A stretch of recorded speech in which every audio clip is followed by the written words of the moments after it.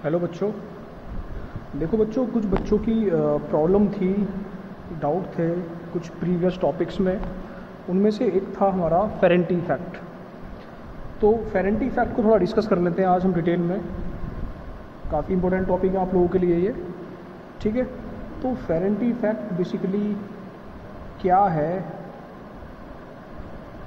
ये हम लोग आज पढ़ेंगे। देखो बच्चों, लॉन्ग लाइन की जब बात करते हैं हम, जो भी लाइन हमारी 200 किलोमीटर लेंथ से ज़्यादा होती हैं वो हमारी लॉन्ग लाइन कहलाती हैं, लॉन्ग ट्रांसमिशन लाइन कहलाती हैं, जैसा आप लोगों को पता है। और जो लॉन्ग लाइन है उसका कैपेसिटेंस भी बहुत ज़्यादा होता है, ठीक। यदि किसी भी कारण से आपकी ट्रांसमिशन लाइन लोड एंड से ओपन हो जाए, या हम उसको बहुत कम लोड पे इस्तेमाल करें, अगर हम लोड की वैल्यू कम कर दें, तो उस केस में देखा जाता है कि आपके लोड एंड का वोल्टेज या रिसीविंग एंड का वोल्टेज वो सेंडिंग एंड के वोल्टेज से ज़्यादा हो जाता है। इस इफेक्ट को बोलते हैं फेरेंटी इफेक्ट। तो लाइट लोड कंडीशन में, कम लोड की कंडीशन में, एक लॉन्ग ट्रांसमिशन लाइन के रिसीविंग एंड का वोल्टेज सेंडिंग एंड के वोल्टेज से ज़्यादा हो जाए, इस फिनोमिनन को बोलते हैं फेरेंटी इफेक्ट। ये कैसे होता है, इसको समझने के लिए मैं एक लॉन्ग ट्रांसमिशन लाइन का पाई नेटवर्क, पाई मॉडल आपको बना के दिखा रहा हूँ। जैसे आपको पता है 2 मॉडल होते हैं, टी और पाई रिप्रेजेंटेशन। उसमें से मैं आपको पाई मॉडल की ट्रांसमिशन लाइन बना रहा हूँ। यहाँ पे ये आर है, ये एल है, ये C/2 होता है, ठीक है। यहाँ हमारा लोड कनेक्ट होता है, ठीक। और ये हमारा रिसीविंग एंड, इसका वोल्टेज VR हो गया है प्लस माइनस। यहाँ हमारा सेंडिंग एंड है प्लस माइनस VS, ठीक है बच्चों। अब फेरेंटी इफेक्ट को देखने के लिए, समझने के लिए, हमने माना आपका ये जो लोड लगा हुआ था, यहाँ पे ये लोड लगा होता है, ये ओपन सर्किट हो गया है, नो लोड केस हो गया है। उस केस में हमारे रिसीविंग एंड का वोल्टेज का जो मैग्नीट्यूड है वो सेंडिंग एंड के वोल्टेज से ज़्यादा हो जाता है। यही हमारा फेरेंटी इफेक्ट कहलाता है। देखो कैसे होता है, इसको ज़रा समझें हम लोग। ये वोल्टेज VS है, तो अगर आप इस C/2 को सर्किट, मैं इसको एक आसान से सर्किट डायग्राम में बना रहा हूँ। अगर मैं इस C/2 को ना भी दिखाऊँ तो कोई समस्या नहीं होगी। एक्चुअली बच्चों मेरे को फेजर डायग्राम ड्रॉ करना है। अगर मैं इस देखो ये VS वोल्टेज इस C/2 का क्रॉस आ रहा है, तो यहाँ VS ही है, कोई समस्या नहीं है। यहाँ पे आपका VR है रिसीविंग एंड पर। देखो लाइट लोड कंडीशन है, और ये आपका कैपेसिटेंस है, ठीक है। क्या है यहाँ पे आपका कैपेसिटेंस है, ये R हो गया, ये L हो गया, ये C/2 हो गया, ठीक है। अगर बच्चों मुझे इसका फेजर डायग्राम बनाना है, और मैंने माना एक करंट हो गया आपका IC, यहाँ से यहाँ तो करंट जाएगा नहीं, जीरो, क्योंकि नो लोड है, नो लोड पर कोई लोड नहीं लगा हुआ है। उस केस में आपके लोड साइड में कोई भी करंट नहीं जाएगा। और ये आपका सप्लाई करंट, सप्लाई से आ रहा है, जो करंट सप्लाई से आ रहा है वही हमारा इस कैपेसिटेंस में जाएगा। तो IS इक्वल्स टू IC, ये भी आपको समझ में आया होगा, IS is equal to IC, ठीक है।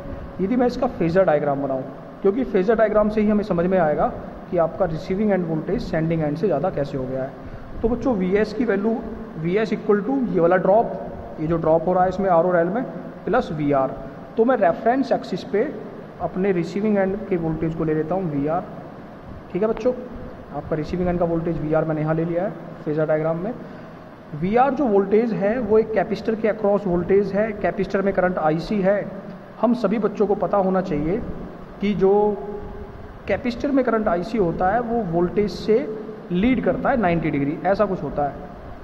कैपेसिटर का जो करंट है वो कैपेसिटर के वोल्टेज से 90 डिग्री लीड करता है, ठीक है। अगर मैंने VR यहाँ लिया है तो मैं कैपेसिटर की करंट को IC को यहाँ लूँगा, 90 डिग्री लीडिंग दिखाऊंगा, ठीक है। यही IS है और यही हमारा कैपेसिटर का करंट है, क्योंकि लोड में तो कोई करंट जा नहीं रहा है, लोड आपका ओपन सर्किट है। देखो जब ये करंट IC इस R में फ्लो करेगा तो IC इंटू R आएगा। IC इंटू R एक रजिस्टिव ड्रॉप है। कैसा ड्रॉप है बच्चों, IC इंटू R एक रजिस्टिव ड्रॉप है, रजिस्टिव वोल्टेज ड्रॉप है, रेजिस्टेंस में ड्रॉप है, तो ये IC के सेम फेज में रहेगा। ICR जो है हमारा वो IC के सेम फेज में रहेगा। IC का फेज कौन सा है, ये वाला फेज IC का है। स्टार्ट कहाँ से होगा, जहाँ VR ख़त्म हुआ है, तो ये आपका आ गया IC इंटू R, या आप इसको IS इंटू R भी लिख सकते हैं। IC और IS दोनों सेम है। अब बात करते हैं इस इंडक्टिव ड्रॉप की, जो आपका एल के अक्रॉस ड्रॉप है, आई इंटू एक्सएल। आई इंटू एक्सएल क्या होगा बच्चों, करंट आई सी से लीड करेगा 90 डिग्री, कहाँ से, इससे 90 डिग्री आगे होगा, और स्टार्ट कहाँ से होगा, जहाँ पर आपका आई सी इंटू आर खत्म हुआ है। देखो लीड करेगा तो इस तरफ होगा, तो ये हमारा आई सी इंटू एक्सएल ये हो गया। ठीक है, देखो बच्चों हम लोगों को बेसिकली वी एस निकालना है। V S will be equals to this drop plus this drop plus this voltage.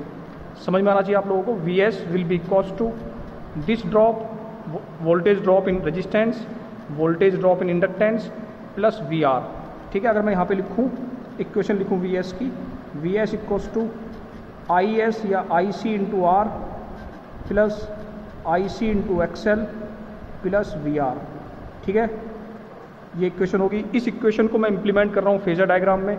मैंने सबसे पहले वी आर बनाया रेफरेंस एक्सिस पे, उसके बाद मैंने आई सी इंटू आर बनाया। आई C into are we are के बाद ऐड हुआ आई सी इंटू आर।